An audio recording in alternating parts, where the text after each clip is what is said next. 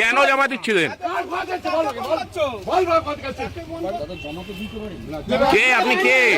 সাধারণ মানুষ হয়রানি হচ্ছে, সাধারণ মানুষ হয়রানি হচ্ছে।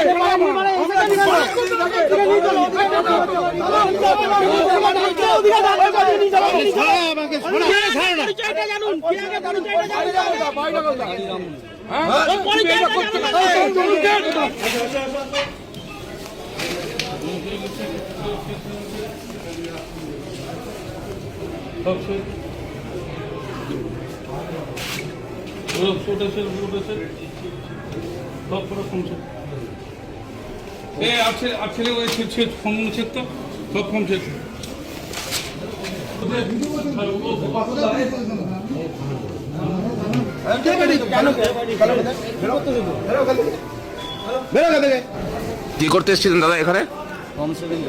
কোন আপনি কোনো দলের লোক? তাহলে ফর্ম 7 কাদের হয়ে দিচ্ছেন? কোন বুথের? কোন বুথের?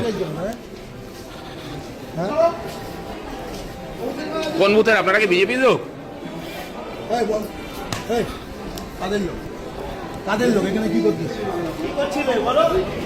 দেখুন, ফর্ম 7 নম্বর যদি ধরুন আমি 7 নম্বর ফর্ম তুলছি, আমি একটা বিএলও, আমি তো গিয়ে জমা দেবো। 2-4 জন লোক এত ফর্ম নিয়ে ওখানে ফিল আপ করে জমা দিচ্ছে, এটা হয় নাই কখনো। হ্যাঁ, আমি দায়িত্ব নিয়ে ছিঁড়ে ফেলে দিয়েছি। এটা কি কোনো কিছু মনে করছেন, কোনো ইচ্ছাকৃত হচ্ছে? সাধারণ মানুষের ইচ্ছাকৃত নাম বাদ দেওয়ার প্রচেষ্টা হচ্ছে বলে মনে হচ্ছে। বিজেপি আবার কে করছে? এখন বিজেপি দ্বিতীয়বার যদি আবার আসে আবার ছিড়ব। সাধারণ মানুষ এসে সে জমা দিক, বিএলও জমা দিক, ওরা কে সেখানেই রেখে দিয়েছেন নাকি? আপনারা কি মারধর করে দেন ওনাকে? দেখা গেল না, কেউ গায়ে দিইনি, আমি দায়িত্ব নিয়ে তাকে বাইরে বার করে দিয়েছি। তৃণমূল বলছে বিজেপি কেন জমা দেবে? এটা তো বিএলওরা জমা দেবে, বিএলএরা কেন জমা দেবে? আমি জানকে জিজ্ঞেস করুন কেন জমা দিচ্ছি আমরা। আপনারাও জমা দিন, আপনাদের যদি কারো সন্দেহ যখন আছে আপনারা নিয়ে এসে জমা দিন। কাগজগুলো ছেড়ে দিল এখানে, এটা তো সরকারি জিনিস।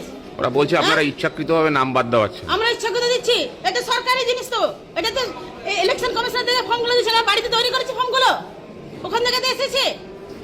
আমাদের সন্দেহ জন্য আমরা জমা দিচ্ছি, আপনারা সেটাকে ভেরিফাই করুন, আপনারা যেটা সত্যি সেটা বার করুন। কি হলো? আপনারা এখানে দাঁড়িয়েছিলেন, তারপর কি হলো? এমএলএ সব কাগজগুলো ছেলেগুলো ছেড়ে দিল, আমরা কি ছেলেগুলোর সাথে পারবো? ওরা সব কাগজগুলো পেপারটা আমার ছেড়ে দিল সব। আমরা জমা দিতে এসেছি এখানে। আপনার সঙ্গে একজন ছিল, তাকে মারধর করেছে। ছেলেটাকে মেরে ধরেছে, ছেলেটা চলে গেছে। আমি কি করবো? মহিলা হয় বলুন।